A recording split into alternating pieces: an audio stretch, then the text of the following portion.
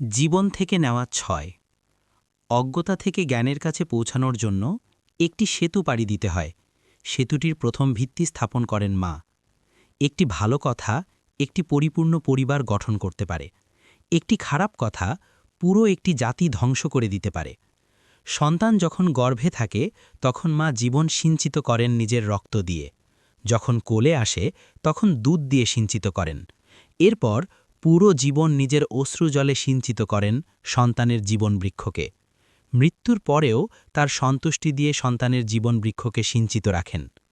শিশু কান্না করার সময় মায়ের চেহারার দিকে তাকায় কেন জানেন? যাতে মায়ের চেহারায় তার জন্য চিন্তার ছাপ দেখতে পায়, কারণ তার প্রতি মায়ের মমতা দেখে সে শক্তি পায়।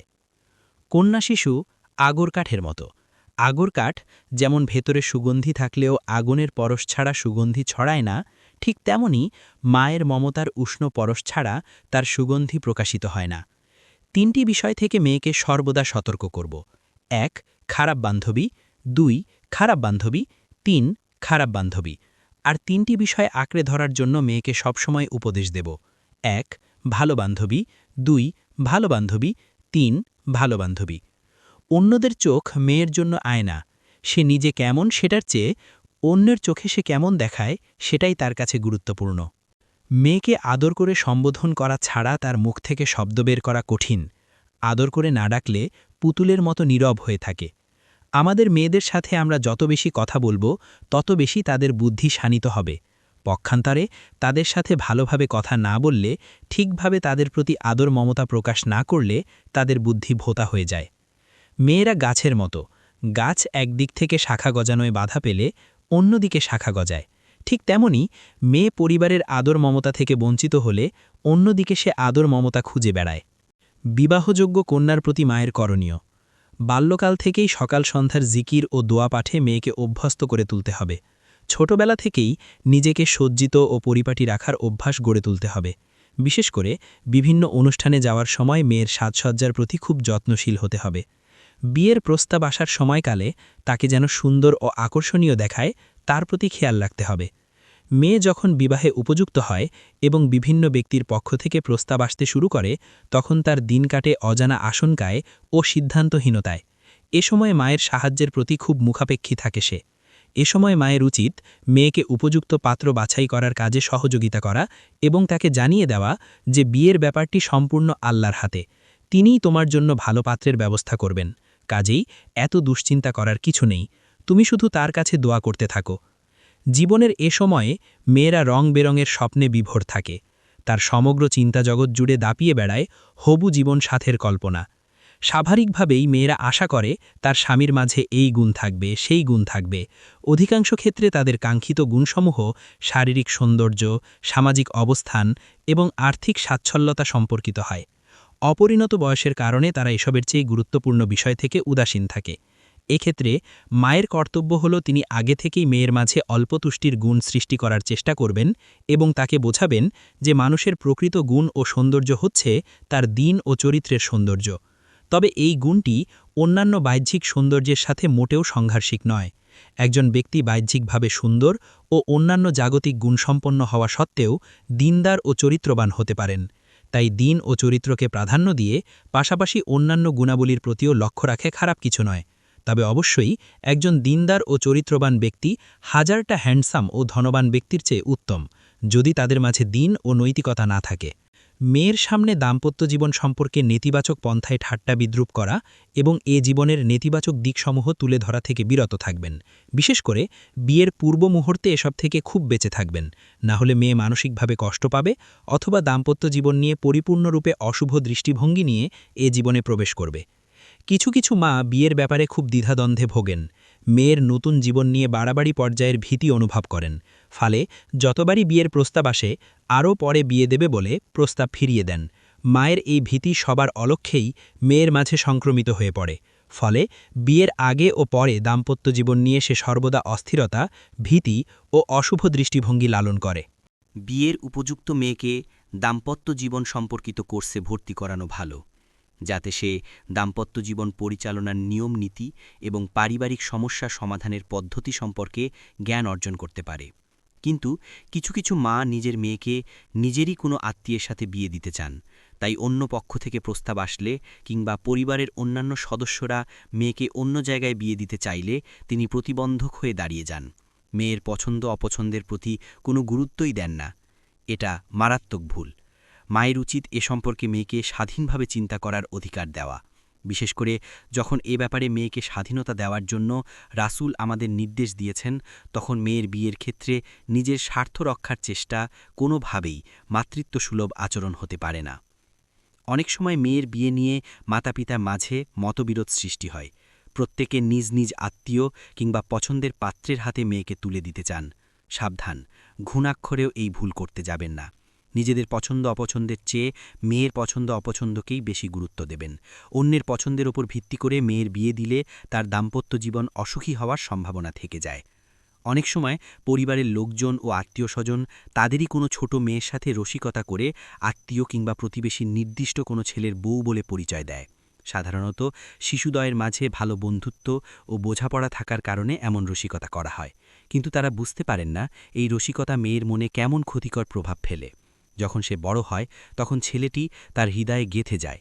অবৈধ প্রেম ভালোবাসায় পড়ে যায় তার সাথে। যোগ্য না হলেও তাকেই বিয়ে করতে পাগল হয়ে যায়। তাই ছোট ছেলে মেয়েদের সাথে এ ধরনের অবিবেচক রসিকতা করা থেকে কঠিনভাবে বেঁচে থাকবেন। পরিবারের অন্য কেউ এমন রসিকতা করতে চাইলে কঠোরভাবে নিষেধ করবেন।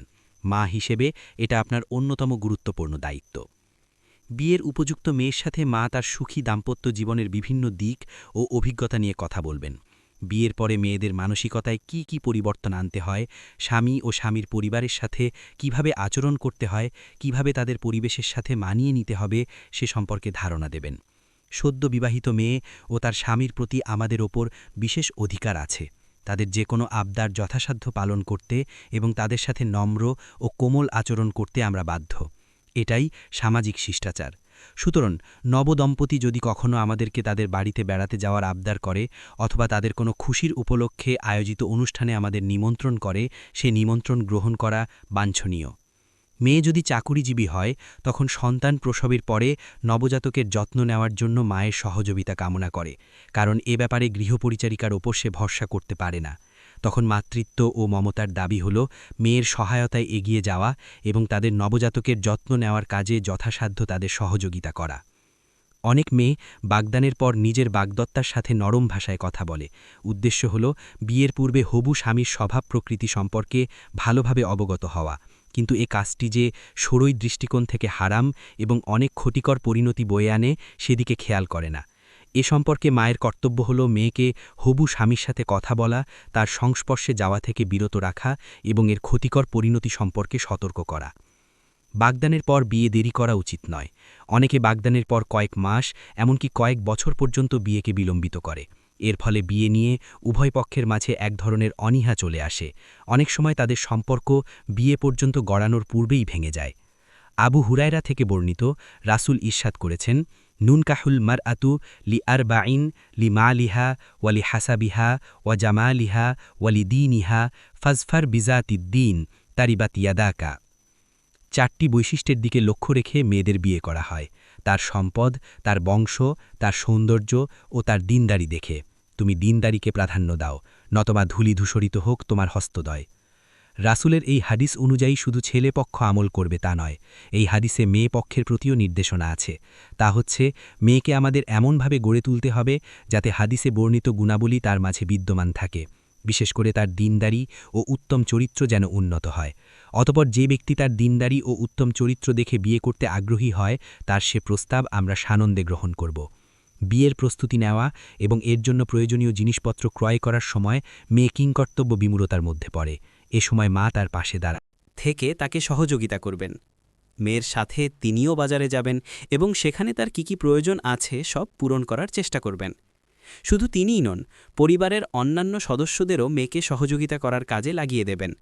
আর ভুলে এ সময়ে মেয়ের উপর বাড়ির কাজ চাপিয়ে দেবেন না। বিয়ের অনেক দিন আগে থেকে মেয়েকে তার প্রয়োজনীয় জিনিসপত্রের তালিকা করতে বলবেন, যাতে স্থির ও প্রশান্ত হৃদয়ে সে তালিকা তৈরি করতে পারে এবং বিয়ের ঝামেলা শুরু হওয়ার আগে থেকে প্রয়োজনীয় জিনিসপত্র কিনে ফেলা যায়। কারণ বিয়ের সময় যত ঘনিয়ে আসে মেয়ের দুশ্চিন্তা ও অস্থিরতা বেড়ে যায়। এ সময়ে এ কাজ করলে প্রয়োজনীয় অনেক কিছুই বাদ পড়ে যায়। আরেকটি বিষয় লক্ষণীয় যে প্রয়োজনীয় জিনিসপত্র বাছাইয়ের ক্ষেত্রে মেয়ের চাহিদাকেই অগ্রাধিকার দিতে হবে। নেককার ও উপযুক্ত পাত্র পেলে তার হাতে মেয়ে তুলে দেওয়ার পথে মা বাধা হয়ে দাঁড়াবেন না। তার ব্যাপারে ভালোভাবে যাচাই বাছাই করার পরে আর কোনো ধরনের দ্বিধাদ্বন্দ্ব করবেন না। বিয়ে ঠিক হওয়ার পর মেয়ের হবু স্বামীর কাছে অপ্রয়োজনীয় দাবি দেওয়া জানিয়ে তাকে সিদ্ধান্ত পরিবর্তন করতে বাধ্য করবেন না। অন্যথায় উপযুক্ত পাত্র হাত থেকে ফসকে যাবে। ভবিষ্যতে মেয়ের জন্য তার মতো ভালো পাত্র নাও আসতে পারে। দাম্পত্য জীবনের জন্য আগে থেকে প্রস্তুতি নেওয়া খুবই গুরুত্বপূর্ণ। এক্ষেত্রে মায়ের ভূমিকা ও দায়িত্ব সবচেয়ে বেশি। তিনি সহজ ও স্পষ্টভাবে মেয়েকে দাম্পত্য জীবনের প্রতিটি দিক সম্পর্কে ধারণা দেবেন, যাতে মেয়ে সম্পূর্ণ প্রস্তুতি নিয়ে নতুন জীবনে প্রবেশ করতে পারে। মহিলাদের মজলিস সমূহের একটি দুঃখজনক বাস্তবতা হল তারা পুরুষদের নিয়ে খুব রসিকতা করে। একে অপরের কাছে নিজ নিজ স্বামীর দোষ ও নেতিবাচক দিক তুলে ধরে খুব মজা করে। বিবাহযোগ্য কন্যার সামনে এমন মারাত্মক কাজ যথাসম্ভব কম করার চেষ্টা করবেন, কেননা এতে মেয়ের মাঝে স্বামী ও দাম্পত্য জীবন সম্পর্কে নেতিবাচক মনোভাব তৈরি হবে। আপনাদের রসিকতাকে সে বাস্তব ধরে নেবে। বিয়ের সময় অতিবাহিত হওয়ার পরেও যদি কোনো কারণে মেয়ে অবিবাহিত থেকে যায়, মা পাশে থেকে তাকে সান্ত্বনা দেবেন। তার মনে আল্লাহর ফায়সালা ও তাকদীরের ওপর বিশ্বাস ও সন্তুষ্টি দৃঢ় করার চেষ্টা করবেন। তাকে বোঝাবেন, শুধু স্বামী সংসার নিয়ে থাকার নাম জীবন নয়, জীবনের আরও বহু পথ আছে, বহু ধরন আছে। তাছাড়া জীবনের লক্ষ্য তো আল্লাহর সন্তুষ্টি ও জান্নাত লাভ করা। তার জন্য স্বামী সংসারের প্রয়োজন নেই। আল্লাহর ফায়সালা ও তাকদীরের ওপর সন্তুষ্ট থেকে তার বিধিনিষেধ মেনে চললে সে উদ্দেশ্য সাধিত হবে ইনশাআল্লাহ। মেয়ের বয়স ক্রমান্বয়ে বেড়ে চলেছে, কিন্তু কোথাও বিয়ে হচ্ছে না। আদৌ উপযুক্ত কোনো পাত্র পাওয়া যাবে কি না সন্দেহ। অবস্থা যদি এমন হয়, তাহলে মেয়ে ও মেয়ের বাবার সাথে পরামর্শ করে বিয়ের উচ্চাঙ্গ শর্তসমূহ সহজ করে দেবেন এবং কোনো পাত্রের মাঝে মৌলিক শর্তসমূহ পাওয়া গেলে তার হাতে মেয়েকে তুলে দেবেন। ছেলে অবিবাহিত হতে হবে, বিসিএস ক্যাডার হতে হবে, সম্মানজনক চাকরি কিংবা ব্যবসা থাকতে হবে টাইপের শর্তাবলী বাদ দিয়ে সাধারণ দিনদার ও চরিত্রবান ছেলে পেলে দ্বিধাদ্বন্দ্ব না করে মেয়ের বিয়ে দিয়ে দেবেন।